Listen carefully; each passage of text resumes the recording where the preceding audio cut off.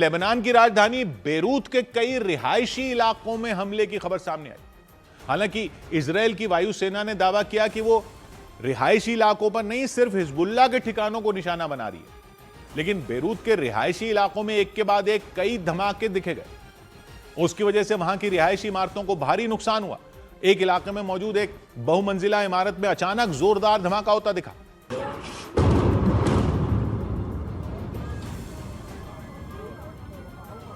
और धमाके की आवाज से पूरा इलाका दहल उठा। इसके चंद सेकंड बाद वो पूरी इमारत मिट्टी में मिल गई। काले धुएं का गुबार उठा। कुछ देर पहले तक जिस जगह पर इमारत खड़ी हुई थी वहां सिर्फ काला धुआं रह गया। एक झटके में मलबे के ढेर में बदल गई इमारत। इजरायल ने दावा किया था वो सिर्फ हिजबुल्लाह के ठिकानों को निशाना बना रहा है, लेकिन यह धमाका बेरूत के एक रिहायशी इलाके में हुआ।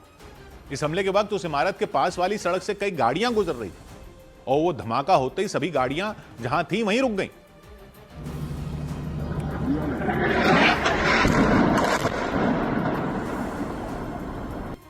विस्फोट होते ही सड़क पर चल रहे कुछ लोगों ने तो अपना सिर पकड़ लिया।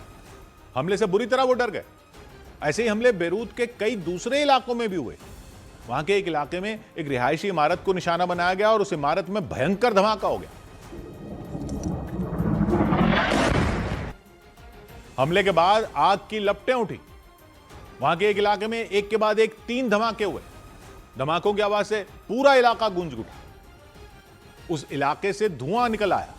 बताया गया काफी देर तक उस इलाके से धुआं फिर उठता रहा। वहां उस धुएं को देखकर रहने वाले लोगों का कलेजा कांप उठा। धमाकों की आवाज सुनकर कलेजा कांप उठा, क्योंकि दावा किया गया कि इजरायल के हमलों से वहां की कई इमारतों को नुकसान पहुंचा। उन इमारतों में रहने वाले लोगों से उनके मकान छिन गए। हमलों के बाद इजरायल की वायुसेना की तरफ से एक वीडियो जारी किया गया। वीडियो में अलग अलग जगहों पर धमाके होते दिखाई दिए। इजरायल की वायुसेना ने दावा किया कि उसने हिजबुल्लाह के कई ठिकानों को तबाह कर दिया और जो इमारतें जिन पर वो हमले हुए वो हिजबुल्लाह के ठिकाने थे। लेकिन बेरूत के रिहायशी इलाकों की तस्वीरें कुछ और ही बयां कर रही थी, क्योंकि वहां लगातार धमाके हो रहे थे। दावा किया गया कि इजरायल ने जानबूझकर उन रिहायशी इलाकों को निशाना बनाया। इसके बाद लोग अपने मकान छोड़कर जाने को मजबूर हो गए। कई लोग अपना जरूरी सामान हाथों में लेकर उन इलाकों से जाते दिखाई दिए। इजरायल के हमलों में उन लोगों के मकान बर्बाद हो गए। इजरायल की सेना ने बेरूत के कई रिहायशी इलाकों में ऐसे हमले किए। इसकी वजह से उन इलाकों की सूरत ही बदल गई। हालत ऐसी हो गई कि उन इलाकों को देखकर गाजा का खौफनाक मंजर याद आ गया। वहां भी गाजा की तरह ही हर तरफ मलबा बिखरा नजर आया। कुछ इमारतें पूरी तरह मिट्टी में मिल गई। कुछ इमारतों को भारी नुकसान हुआ और इजरायल का कहना है कि ये सब हिजबुल्लाह के अड्डे। उन इमारतों में रहने वाले लोगों को मजबूरी में वहां से जाना पड़ा, ऐसा दिखाई दिया। इजरायल के हवाई हमलों की चपेट में कई गाड़ियां भी आईं। बेरूत में एक जगह पर एक गाड़ी आग की लपटों में गिर गई। उसे देखकर वहां अफरा तफरी मच गई। लोग इधर उधर भागते नजर आए। हालांकि इसकी जानकारी मिलते ही दमकल की टीम वहां पहुंच गई और आग पर काबू पाने में जुट गई। लेकिन डरा देने वाली बात यह रही कि बेरूत के कई इलाकों का हाल ऐसा ही नजर आया। कहीं एम्बुलेंस के सायरन की आवाज आती रही, कहीं इमारतों से आग निकलती रही, कहीं धुआं निकलता रहा। इजरायल के इन हमलों में 12 लोगों की मौत का दावा किया गया। कई लोग बुरी तरह जख्मी हो गए। बेरूत की तरह ही लेबनान के नब्ते शहर में भी इजरायल ने हवाई हमले किए। वहां इजरायली सेना ने एक कार को निशाना बनाया, जिसकी वजह से उस कार के परखचे उड़ गए। कार पूरी तरह जल गई। उसे देखकर आसपास मौजूद लोग घबरा गए। लेबनान का नब्ते शहर उसके दक्षिणी हिस्से में भूमध्य सागर के किनारे मौजूद है। वहां से इजरायल का बॉर्डर महज 12 किलोमीटर दूर है। इजरायल की सेना पहले भी वहां मिसाइलों की बौछार कर चुकी है और इस बार फिर से इजरायल की सेना ने वहां भीषण हमले कर दिए।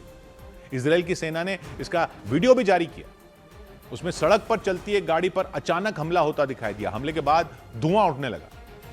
वीडियो में इजरायल की सेना एक इमारत को भी निशाना बनाती दिखी। दावा किया गया कि वो इमारत भी हिजबुल्लाह का ठिकाना था और इसीलिए इजरायल की सेना ने उसे तबाह किया। और इस सब के बीच हिजबुल्लाह के लड़ाकों को दक्षिणी लेबनान में कैद करने के लिए इजरायल की सेना वहां के पुलों को निशाना बनाने में जुट गई। सऊदी अरब के न्यूज चैनल अल अरबिया के मुताबिक इजरायल की सेना ने ऐलान कर दिया कि वो लेबनान की लितानी नदी पर बने पुलों पर हमले और तेज कर देगी। इजरायल की सेना अब तक हिजबुल्लाह के ठिकानों और उसके लड़ाकों की रहने वाले लड़ाके जहां रहते हैं उन जगहों को निशाना बना रही थी, ऐसा दावा कर रही थी। लेकिन इजरायल ने अब दक्षिणी लेबनान में ऐसी जगहों पर भी हमले शुरू कर दिए जिनका इस्तेमाल वहां के रहने वाले लोग भी करते हैं। हिजबुल्लाह के लड़ाके एक से दूसरी जगह जाने के लिए लितानी नदी पर बने पुलों का इस्तेमाल करते हैं, ऐसा कहा जाता है, और इसीलिए इजराइल ने उन पुलों को उड़ाने का ही प्लान बना लिया।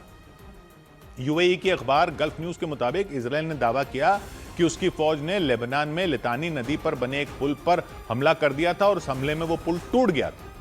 बताया गया हिजबुल्लाह के लड़ाके उस पुल का इस्तेमाल करते थे और बड़ी ही आसानी से एक जगह से दूसरी जगह चले जाते थे। हमले के बाद वो पुल बीच से टूटा हुआ नजर आया। यूएई के अखबार गल्फ न्यूज के मुताबिक इजराइल की फौज ने लेबनान के कई हिस्सों पर हवाई हमले किए। उन हवाई हमलों में लितानी नदी पर बने उस पुल को भी नष्ट कर दिया और दावा किया गया कि इजराइल ने उस पुल के अलावा भी कई दूसरे पुलों को ढहाने की तैयारी शुरू कर दी। लितानी नदी लेबनान की सबसे लंबी नदी है, जो लेबनान की बका घाटी से निकलती है और दक्षिणी लेबनान के कई इलाकों से बहती हुई आखिर में भूमध्य सागर में मिल जाती है। तो इस नदी के इस तरफ ही हिजबुल्लाह के लड़ाकों को रोकने के लिए पुलों को उड़ाने का प्लान बनाया गया। इस नदी पर कई पुल बने हुए हैं, वहां रहने वाले लोग उन पुलों का इस्तेमाल करते हैं। लेकिन सिर्फ वहां रहने वाले लोग ही नहीं, ये बताया जा रहा है कि हिजबुल्लाह के लड़ाके भी उन पुलों का इस्तेमाल कर रहे हैं। इजराइल ने आरोप लगाया कि हिजबुल्लाह के लड़ाके दक्षिणी लेबनान से उत्तरी इजराइल के इलाकों पर हमले कर रहे हैं, क्योंकि जो इजराइल का उत्तर है वो लेबनान का दक्षिण है। उसके साथ में इजराइल का उत्तरी हिस्सा लेबनान की सीमा के करीब है, यानी उत्तरी इजराइल और दक्षिणी लेबनान की सीमाएं आपस में मिलती हैं। एक रोज पहले ही इजराइल के रक्षा मंत्री ने बताया था कि इजराइल के उत्तरी हिस्से में हिजबुल्लाह के लड़ाके लगातार हमले कर रहे हैं। उन हमलों की वजह से इजराइल के उत्तरी इलाके में रहने वाले लोगों को अपना घर तक छोड़ना पड़ गया। इजराइल के रक्षा मंत्री ने यह भी बताया कि अब जब तक उत्तरी इजराइल पूरी तरह सुरक्षित नहीं हो जाता, तब तक इजराइल की फौज का दक्षिणी लेबनान पर हमला जारी रहेगा। इस बीच इजराइल ने दक्षिणी लेबनान में नदी पर बने पुलों को नष्ट करने की तैयारी कर ली। अल अरबिया न्यूज चैनल के मुताबिक इजराइल की सेना ने यह ऐलान किया और बताया कि वो लितानी नदी पर बने पुलों पर हमले और तेज करेगी, ताकि हिजबुल्लाह के लड़ाके दक्षिणी लेबनान से दूसरे हिस्सों में भाग न सके। यानी नदी पर बने रास्तों को काट कर इजराइल की सेना हिजबुल्लाह के लड़ाकों को दक्षिणी लेबनान में कैद करना चाहती है। इसके लिए इजराइल की सेना ने हवाई हमलों के साथ जमीनी हमले भी तेज कर दिए। इधर इजराइल के प्रधानमंत्री बेंजामिन नेतन्याहू ने अली लारिजानी की मौत को ईरान के लोगों के लिए बड़ा तोहफा बता दिया। उन्होंने इसे नए साल का तोहफा बताया। ईरान में फारसी कैलेंडर के हिसाब से वहां नया साल 21 मार्च से शुरू होगा और ईरान में नया साल होने से पहले ही इजराइल ने ईरान के सबसे ताकतवर चेहरों में एक अली लारिजानी को भी मार गिराया। वो ईरान की सुप्रीम नेशनल सिक्योरिटी काउंसिल के सचिव थे। ये काउंसिल ईरान की सुरक्षा और विदेश नीति से जुड़े मुद्दों पर अंतिम फैसला लेती है। अली लारिजानी की मौत के जख्म से ईरान उबरा भी नहीं था कि उसके कुछ देर बाद ही इजराइल ने उसे दूसरा झटका भी दे दिया था। यह झटका कमांडर गुलाम रजा सुलेमानी की मौत के रूप में लगा। कमांडर गुलाम रजा सुलेमानी ईरान की बसीज फोर्स की कमान संभालते थे। यह फोर्स ईरान में इस्लामी कानून लागू करने का काम करती है। अली लारिजानी और गुलाम रजा सुलेमानी को इजराइल की सेना ने हवाई हमलों में ढेर किया। इस ऑपरेशन को अंजाम देने वाले अपने सैनिकों की इजराइल के प्रधानमंत्री नेतन्याहू ने जमकर तारीफ की। उन्होंने लारिजानी और सुलेमानी को आतंकियों का सरगना तक कह डाला। In the past 24 hours, we knocked out 2 of the terrorist chieftains, the top terrorist chieftains of this tyranny.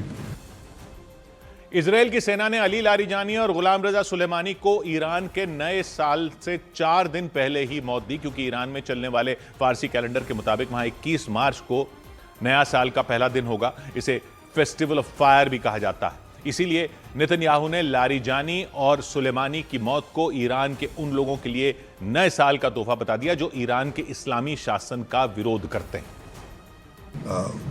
This is meant to enable the brave people of Iran to celebrate the festival of fire. So celebrate.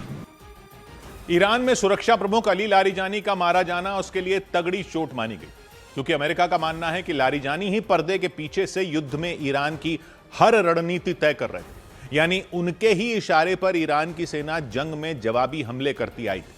लेकिन Iran की media ने बताया कि इस हमले ने सिर्फ Ali Larijani ही नहीं मारे गए उसमें, बल्कि उनके साथ उनके बेटे की भी जान चली। ईरान के मीडिया के मुताबिक जब इजराइल ने अली लारिजानी पर हमला किया तब वो तेहरान में अपनी बेटी के घर पर थे। हमले के बाद की तस्वीरों में वो घर पूरी तरह बर्बाद नजर आया, उसकी छत दीवारें तक ढह गई। देखकर ऐसा लगा कि जैसे वहां कोई मकान कभी था ही नहीं। ईरान के मीडिया के मुताबिक इस हमले में लारिजानी के साथ उनके बेटे की भी मौत हो गई। इसके अलावा वहां सुरक्षा में तैनात कई जवानों के भी मारे जाने की खबर सामने आई। हालांकि अली लारिजानी की बेटी के बारे में कोई जानकारी सामने नहीं आई। हमला उनके ही घर पर हुआ था, लारिजानी की बेटी के घर पर, लेकिन इस बात का पता नहीं चल पाया कि वो हमले के वक्त घर पर अपने पिता के साथ थी या नहीं थी।